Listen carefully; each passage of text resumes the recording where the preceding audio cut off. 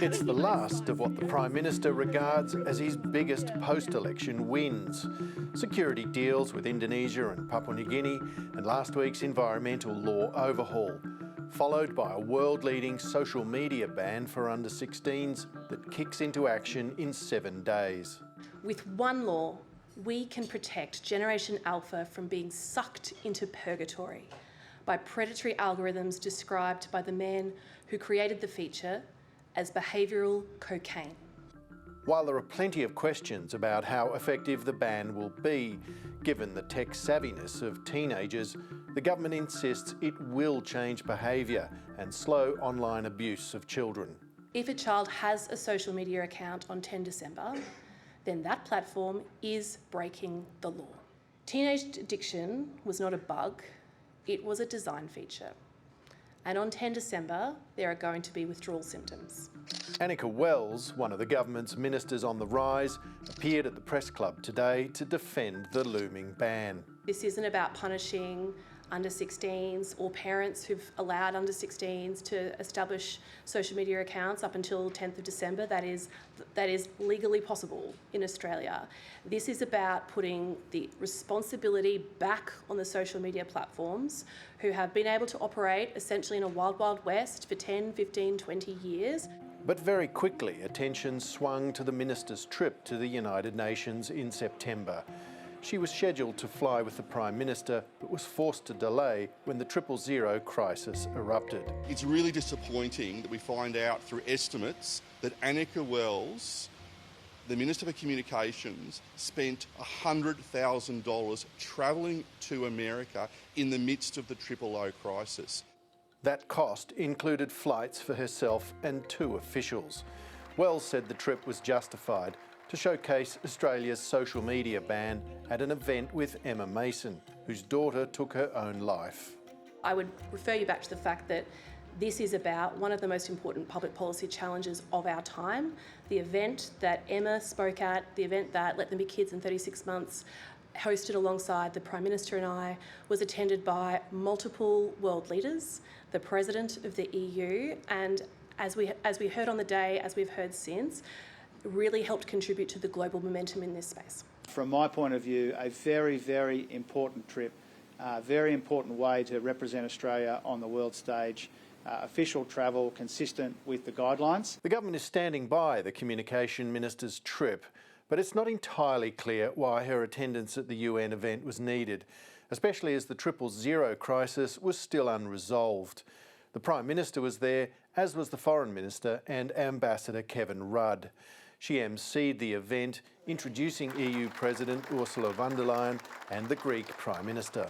When Australians are facing a cost of living crisis, they don't want to find out that federal Labor ministers are spending $35,000 travelling to and from New York, and that is just the minister's airfares. Despite the criticism, there is an argument that the trip was justified.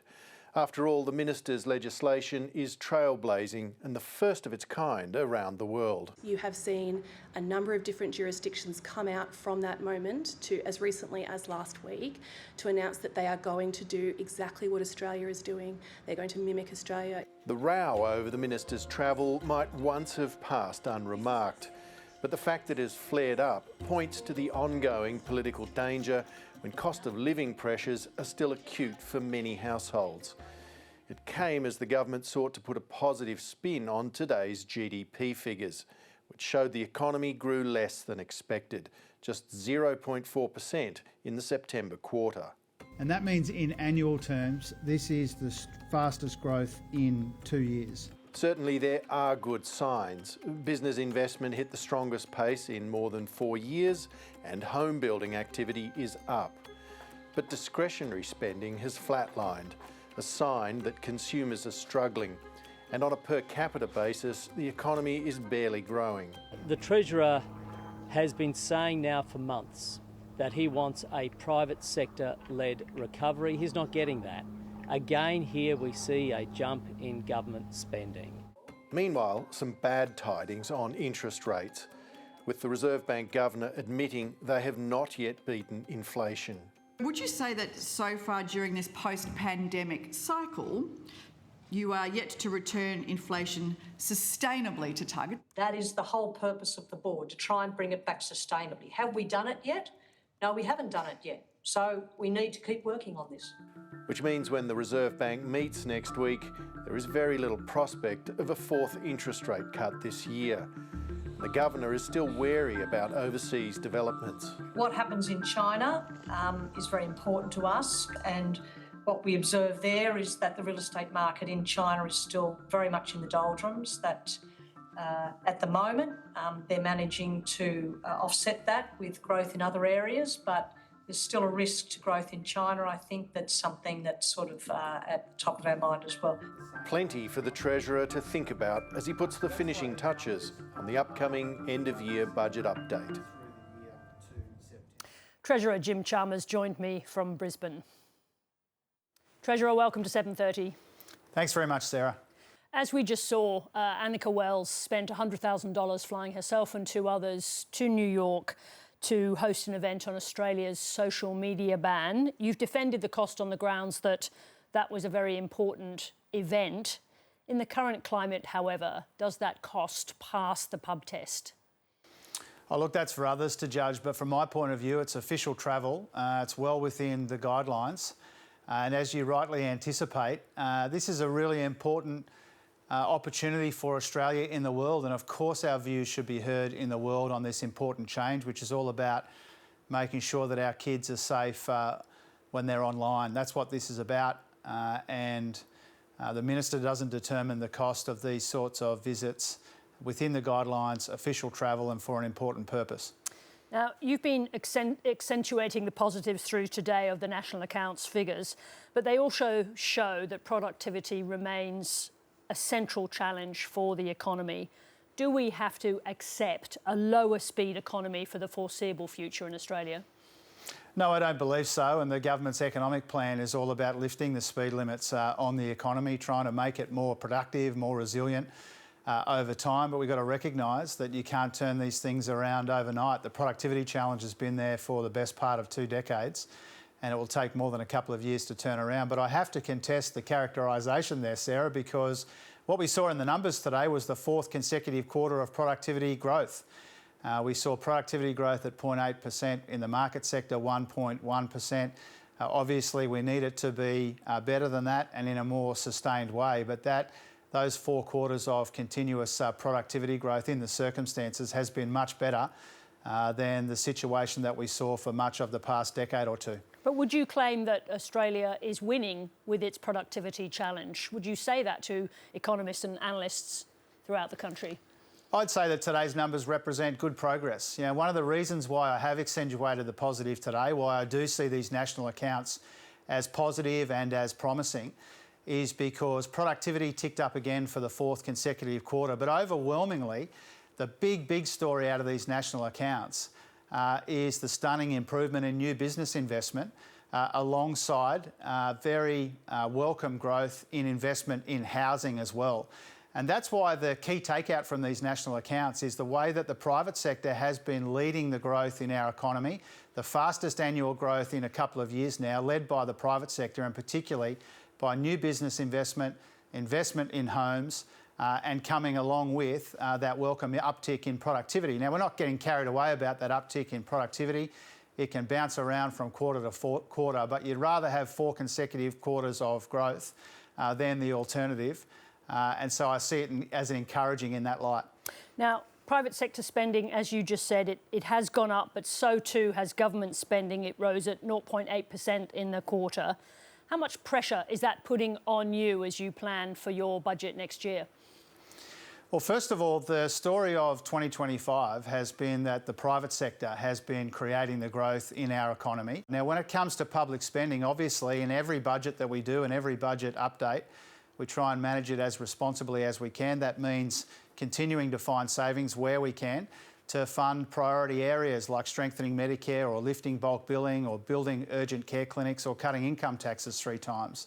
So the fiscal pressures are always there, the pressures on the budget are always there, but the overwhelming takeout from today's national accounts is that government spending, public spending is making much less of a contribution to economic growth. The private sector is doing all of the heavy lifting, and that's a good thing. But there are warnings everywhere about the need to consolidate, to bring down government spending. You won't accept the term austerity when it's put to you. What word would you use to describe the cuts you're going to have to make at the next budget? Responsible. And that's the approach that we've taken to all of the other budgets as well. You know, it's not often recognised, Sarah, that we found $100 billion in savings. That's been a key part already of delivering those two surpluses in our first 2 years, a much smaller deficit in our third year. But there's always more work to do. The pressures on the budget are intensifying rather than easing. The task for us is to continue to manage the budget in a responsible way, and that's what people can expect to see in the mid-year budget update and also in the budget in May. What happens to your economic credibility if the next interest rate move is up? Well, you know that I don't provide a sort of a running commentary on decisions taken independently by the Reserve Bank and its board. The question is how it will reflect on you. Well, obviously I'm not going to get into those sorts of hypotheticals because I don't preempt or predict those decisions taken independently by the Reserve Bank or its board. I think you and I have had this exchange on a number of occasions over the years, Sarah. The point that I would make is this. Our job is to manage the budget in the most responsible way we can. That's what we're doing. We know that there are still challenges. Inflation is persistent. The global environment is incredibly volatile and unpredictable. And so just like we did in the first four budgets, the fifth budget will be about responsible economic management. The Reserve Bank will take its decisions independently. I'm focused on my part of this, which is to make sure we're getting value for money for budget, making sure that we're making a contribution to this welcome uptick in growth, which is coming from the private sector. The coalition has essentially put all its political chips on a bet that electricity prices won't come down, and through that they will find a path back to government. How much of the Albanese government's success now is riding on energy prices coming down?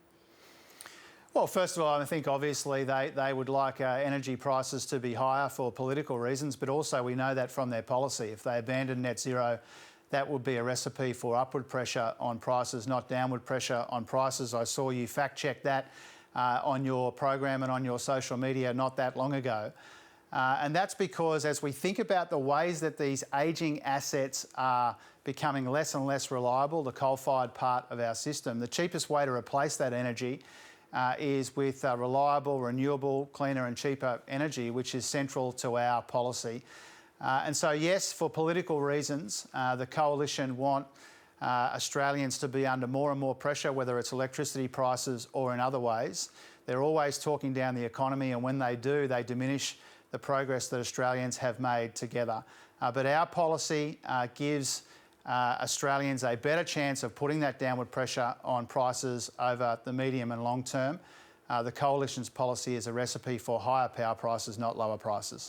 Yesterday, the government came out with its AI plan. It's making a very big bet on AI investment in Australia, especially on data centres. But I want to draw your attention to the head of one of Australia's biggest domestic data centre companies, AirTrunk. You'll be familiar with him. He says that slow planning approvals are a major headache in Australia. It's much harder here to build those data centres than it is elsewhere in Asia. Are you going to have to do something drastic to change the planning approval crisis? Well, a couple of things about that. I mean, first of all, if you look at the national accounts today, the investment in data and technology is absolutely galloping already. I mean, it's a big reason why the business investment numbers were so strong, and a big reason why we saw the fastest annual economic growth for a couple of years now. So a lot of that investment is already flowing. But we've acknowledged on other occasions, indeed, in and around the Economic Reform Roundtable, that Australia needs to get much better and quicker when it comes to approvals. Already, the EPBC, environmental law reforms, will be part of that story. Already, we've announced a whole bunch of other measures in the Foreign Investment Review Board space and in other areas to make sure that we're getting those approvals done as quickly as possible so that we're competing for this global investment. But I think any objective observer of the numbers that we saw released earlier today would conclude Australia is already an incredibly attractive destination for AI infrastructure, for data centres and for technology more broadly. We want that investment. We need that investment. We're encouraged by today's numbers and we will make the planning regime, the approvals regime, as fast as we responsibly can. Jim Chalmers, I hope the head of AirTrunk is watching that answer. In the meantime, wish you safe travels to New Zealand. Thank you very much indeed. Thanks so much, Sarah.